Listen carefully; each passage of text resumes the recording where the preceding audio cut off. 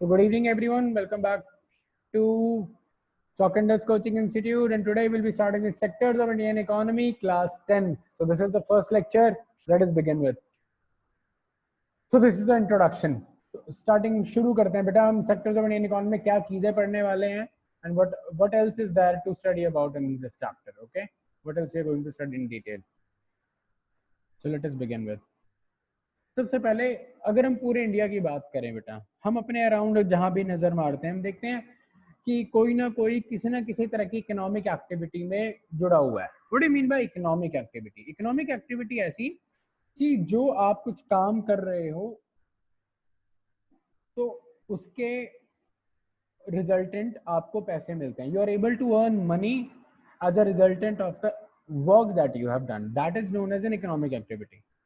So broadly speaking, when we talk about entire India, so people all over the India are engaged in various economic activities. You might have seen within your family as well as in your neighborhood also. So someone is doing a business, someone is doing job. So jobs and businesses, they are also very varied. कोई किसी field में business कर रहा है, कोई किसी field में job कर रहा है. So there's so many things that they are doing, right? So all these activities that as a resultant of which you are able to earn money or get money is known as economic activity. So throughout India, if we talk about, people are engaged in so many different economic activities to live well or to sustain their lives. So a classification has been made. So for all the activities, economic activities that we are involved with, we have actually classified into three different sectors. These are primary sectors, secondary sectors and tertiary sectors. आप इनके बारे में already जानते हैं, but क्योंकि अब आप इस साल 10th क्लास में आए हैं तो थोड़ा सा ज्यादा डिटेल में पढ़ेंगे. You will be understanding the deep things. You will be directly, you will not only be understanding the upper, just a liberal understanding of the topic, a brief introduction of the topic, but we are going to actually study what all comprises of primary sector, then secondary, then tertiary. Then we will understand in this chapter about GDP, the contribution of these sectors to our national economy. Then how do we work on things in order to improve them, and how many people, the percentage of people who are involved in different sectors. So we are going to study all these in very detail in this chapter, right? तो अगर हम बात करें इन सब activities की जिसमें हम देखते हैं कि लोग इन्वॉल्व हैं, खासकर प्राइमरी, सेकेंडरी और टर्शियरी जिनकी हम बात कर रहे थे, तो कुछ तो गुड्स प्रोड्यूसिंग होते हैं. गुड्स प्रोड्यूसिंग यानी manufacturing, as we call them as manufacturing sectors.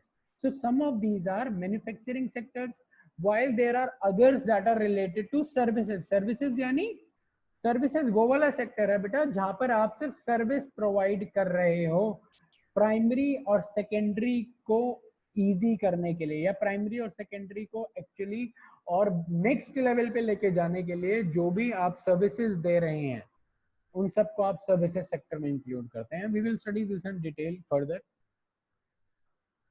So all these groups that we talk about, we have named them as sectors to understand them better. So initially we will talk about these three sectors and we are beginning with primary. तो primary sector क्या होता है? देखो बेटा, primary sector वो होता है जहां हम प्रोडक्शन ऑफ गुड्स जो है हमारा, यानी जो भी हम गुड्स प्रोड्यूस कर रहे हैं वो हम कहाँ से प्रोड्यूस करते हैं. उन गुड्स को प्रोड्यूस करने के लिए हम एक्सप्लॉइट कर रहे हैं नेचुरल रिसोर्सेज को. नेचुरल रिसोर्सेज यानी जहां पर ह्यूमन का कोई इंटरवेंशन नहीं है.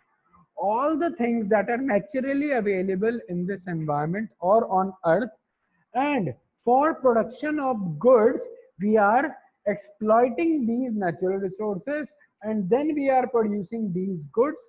So all those activities, all those economic activities that fall under the category where we exploit the natural resources to produce goods, we call them as primary sector.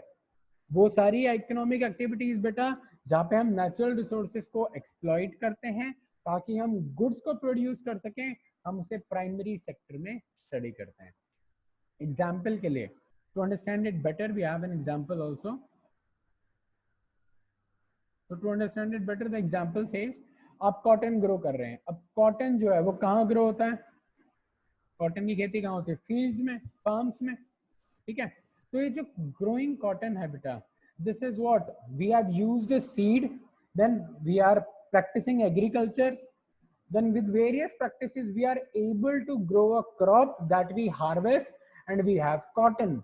So this entire process comes under primary sector. Then next we have dairy industry, where we think about production of milk.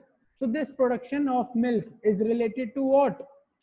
Is related to natural resource. How? Because what we are doing, we are using milking animals in order to produce this milk in very large quantity. So these animals are again part of natural resources, right? तो इसीलिए production of milk जो है वो कहां से हो रहा है?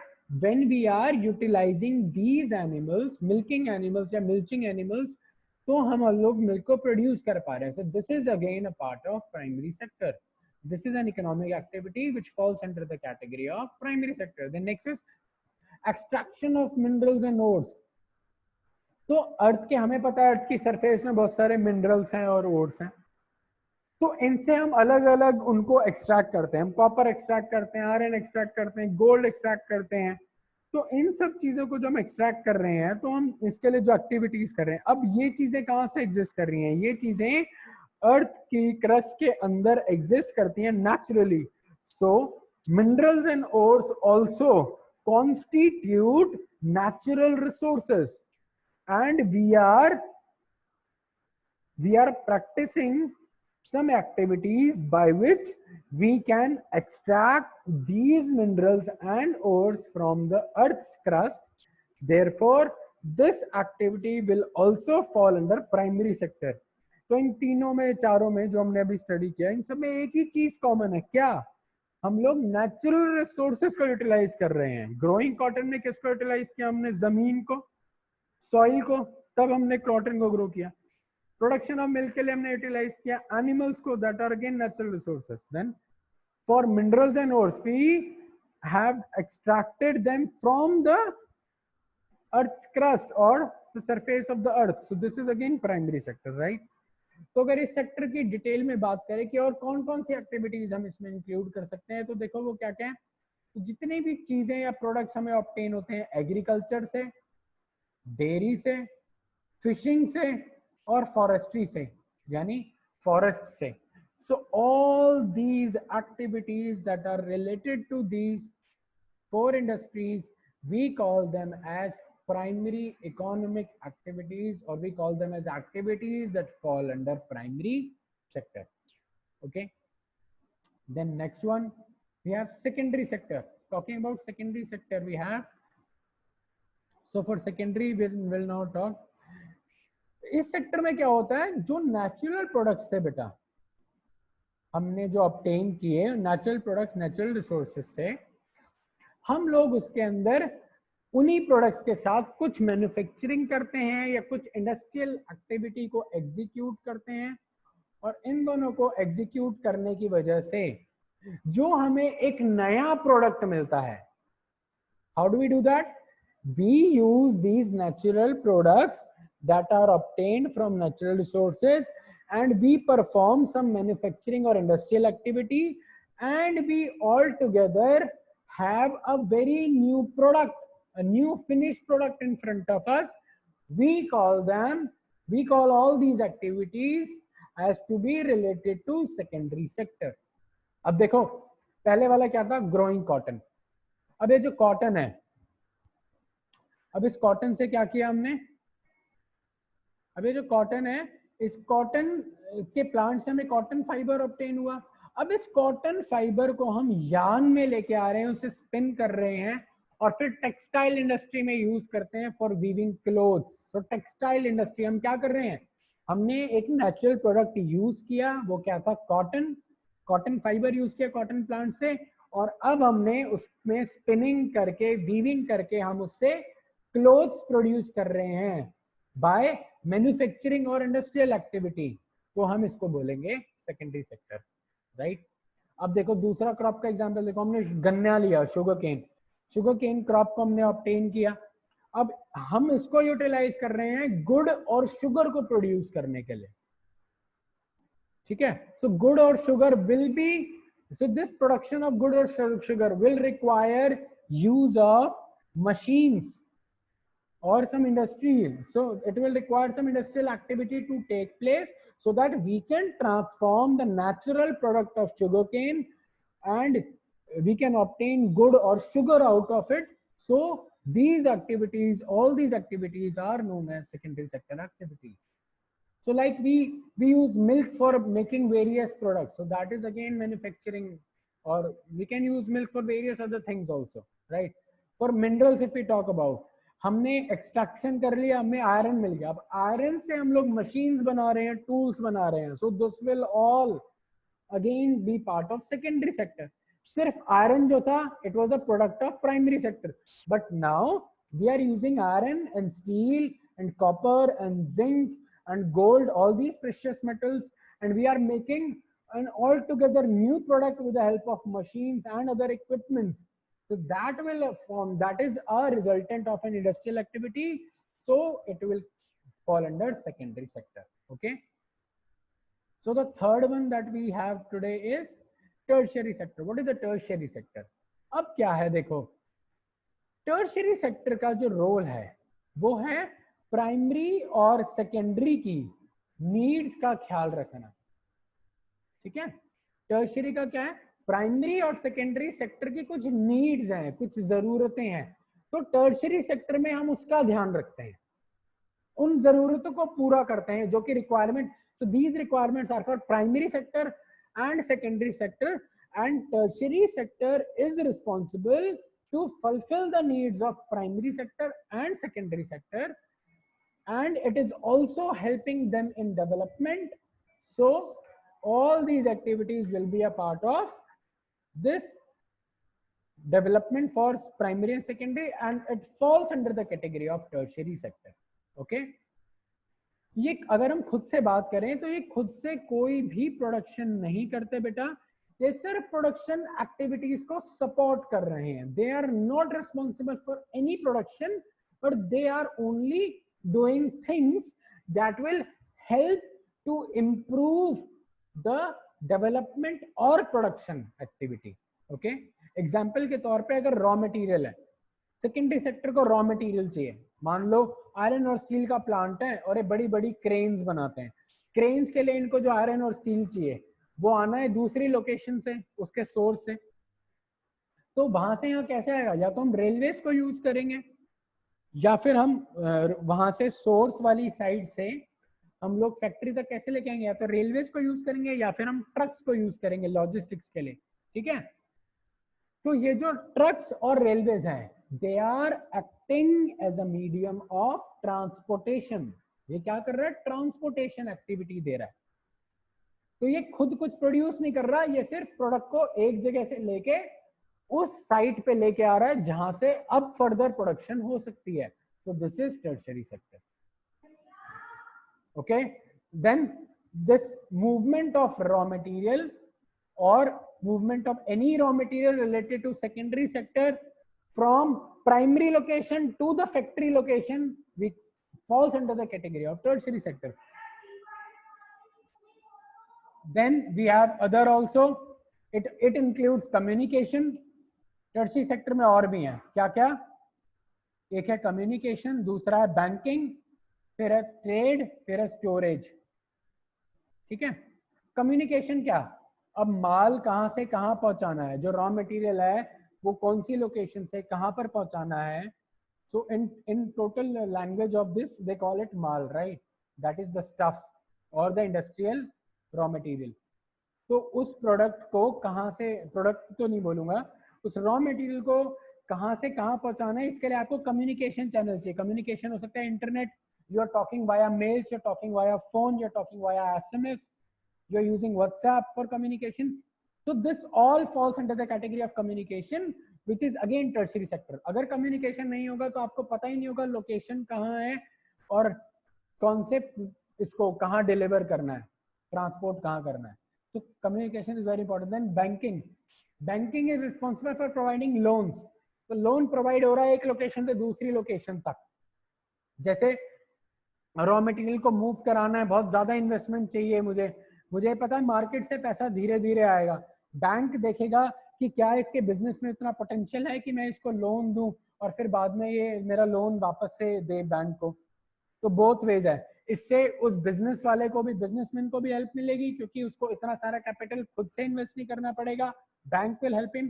बैंक का क्या फायदा होगा, बैंक उस पर इंटरेस्ट चार्ज कर सकता है, इससे उसका भी बिजनेस ग्रो करता रहेगा। Then is trade and storage, right? So same way we have trade also, we have storage also. So these all activities that help in the development of primary sector and secondary sector, we call them as tertiary sector.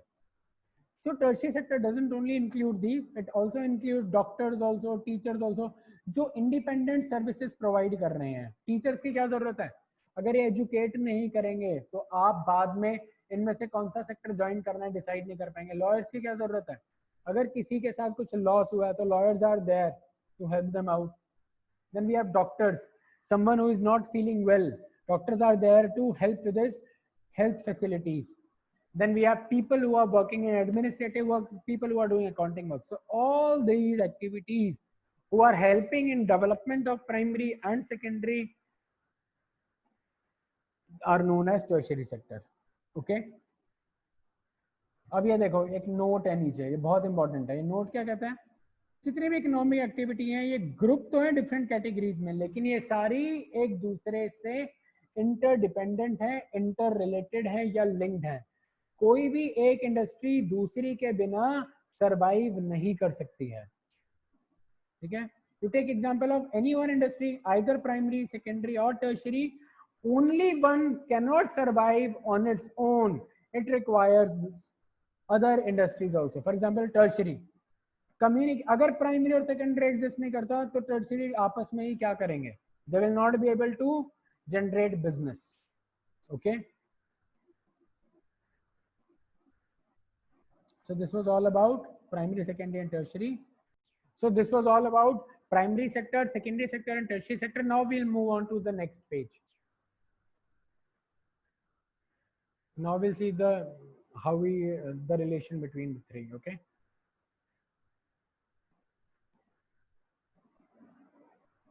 what we are doing in this page, we'll be comparing the three sectors. हम तीनों को compare करके देखेंगे, primary को, secondary को और tertiary को। ठीक है, अब देखो बेटा, ये जितनी भी एक्टिविटीज होती हैं तीनों में, प्राइमरी में, सेकेंडरी में, टर्शियरी में, ये रिस्पॉन्सिबल होती है for production of large number of goods and services. So all these activities in all the three sectors, they are responsible for production of large number of goods and services. बहुत सारे goods produce होते हैं, अगर all over the country हम सोचें तो बहुत ज्यादा different types of goods are produce, different types of services are there which exist. अब इसके बाद देखो कि अब इन सारे गुड्स और सर्विसेज की प्रोडक्शन के लिए there are so many people who are involved, right? So many population, so many large number of people are there who are employed in this to provide goods and services, right? So large number of people are there. ठीक है, तो इसके लिए अब इतनी सारी goods and services की values को कैसे काउंट करना है? अगर हमें प्रोडक्शन काउंट करना है तो हमें क्या काउंट करने की जरूरत है? हमें इन सारी गुड्स एंड सर्विसेज को काउंट करने की जरूरत है, तब हम समझ पाएंगे हर सेक्टर एक्चुअली में कितना प्रोडक्शन करता है। प्राइमरी सेक्टर कितना प्रोडक्शन करता है बिजनेस का, सेकेंडरी कितना करता है, टर्शियरी कितना करता है। तो इन तीनों की कैलकुलेट करने के लिए हमें इंडिपेंडेंट हर एक की कैलकुलेट करनी पड़ेगी। अब इसे करने के लिए इकोनॉमिक्स ने एक तरीका बताया कि हम लोग क्या करें। इसको करने के लिए इकोनॉमिक्स ने बोला कि हम लोगों को एक्चुअल नंबर्स को ऐड करने के बजाय हमें क्या करना चाहिए, इनकी वैल्यूज को ऐड करना स्टार्ट कर दो। कैसे? एग्जाम्पल, अगर हमने देखो एग्जाम्पल देखो, अगर 10,000 किलो हमने वीट सोल्ड किया एट ₹8 पर केजी, तो वीट की वैल्यू क्या हो गई? 80,000 rupees. So this is the value. हमें सिर्फ वैल्यू को ऐड करना है, नंबर्स को नहीं ऐड करना। 10,000 को अलग ऐड कर रहे हैं, 8 रुपए को अलग ऐड कर रहे हैं, that will be very pathetic situation for us, because the calculation will be very huge. So this huge and complicated calculation will not help us in our work. तो इसलिए इकोनॉमिस्ट ने, जो लोग इकोनॉमी को study करते हैं, उन्होंने बोला सिर्फ वैल्यूज को काउंट करो। तो सेम वे कोकोनट्स को देखो, अगर 5,000 कोकोनट सेल हो रहे हैं 10 रुपए पर कोकोनट के हिसाब से, तो कोकोनट की वैल्यू क्या हो गई? 50,000 rupees. Although we know very well कि कोकोनट बहुत महंगे होते जा रहे हैं।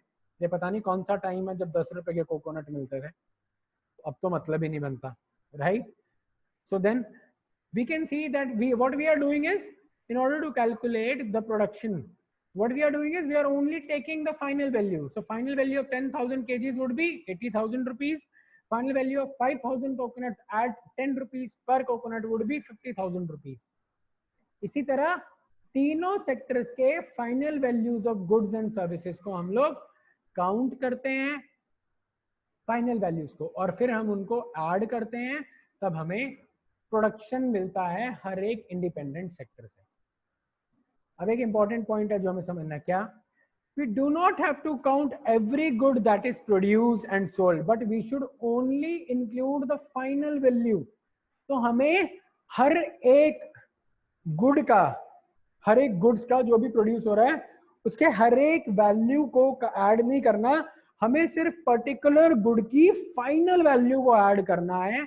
और जितनी भी इंटरमीडिएट वैल्यूज हैं, जितनी भी वैल्यूज फाइनल वैल्यूज से और गुड के प्रोडक्शन के बीच में लाया करती हैं, वो सारी वैल्यूज ऑटोमेटिकली उसमें इंक्लूड हो जाएंगी। इसको कैसे समझोगे? एक एग्जांपल देखो, एक एग्जांपल देखते हैं। एक फार्मर है, ठीक है, उसने फ्लोर यानी उसने गेहूं सेल किया एक आटा चक्की को या फ्लोर मिल को एट ₹8 पर केजी, ठीक है जी। अब उसने एक फ्लोर मिल को दिया, अब उसको कॉस्ट कितने का पड़ा है जो आटा चक्की वाला है? 8 रुपए का।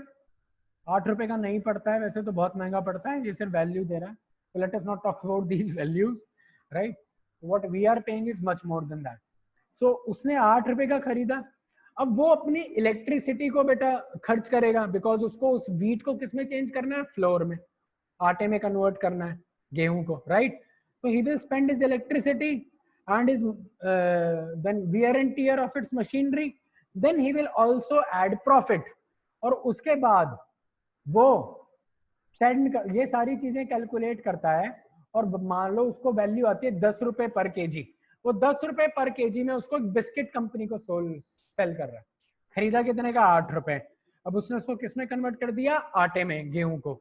अब उसने बिस्किट कंपनी को कितने रुपए में सेल किया? 10 रुपीज पर केजी। कितने रुपीस पे सेल किया? 10 रुपीज पर केजी पे। 2 रुपए का प्रॉफिट हुआ, उसमें 2 रुपए में इसका खर्चा भी आ गया, जो उसका लगेगा इलेक्ट्रिसिटी उसकी तरफ से इनपुट कॉस्ट है, उसके मशीन का वियर एंड टियर इनपुट का कॉस्ट है, और उसका प्रॉफिट है इसके अंदर, ठीक है।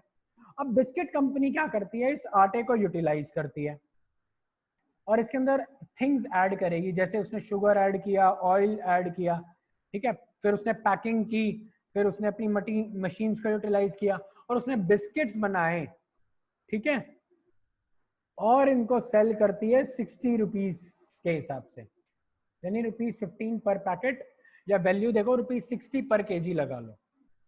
तो अब 60 रुपीज में डिफरेंस कितना आया? 50 रुपीज का। 50 रुपीज में क्या क्या ऐड है?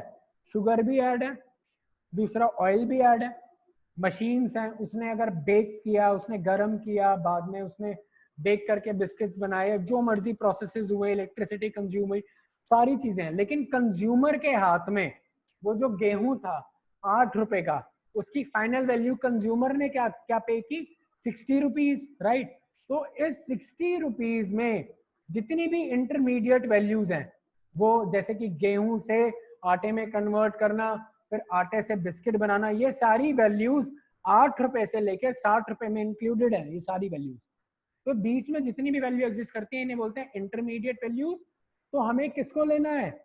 हमें सिर्फ जब भी हम इसे कंसिडर करेंगे, जीडीपी निकालना या किसी भी पर्टिकुलर सेक्टर की के गुड्स की वैल्यू निकालना, प्रोडक्शन की वैल्यू निकालना, हम लोग सिर्फ और सिर्फ फाइनल वैल्यू को कंसिडर करेंगे। और फाइनल वैल्यू क्या है कि 8 रुपए का गेहूं, उसकी फाइनल वैल्यू कंज्यूमर के हाथ में आती है 60 रुपीज पर केजी, राइट? तो इंटरमीडिएट सारी वैल्यूज ऐड हो गई है, ओके? तो दिस इज डन सो। तो इकोनॉमिक्स ने सजेस्ट किया सिर्फ फाइनल वैल्यू को ऐड करो ताकि इंटरमीडिएट सारी वैल्यूज ऑटोमेटिकली आ जाएं।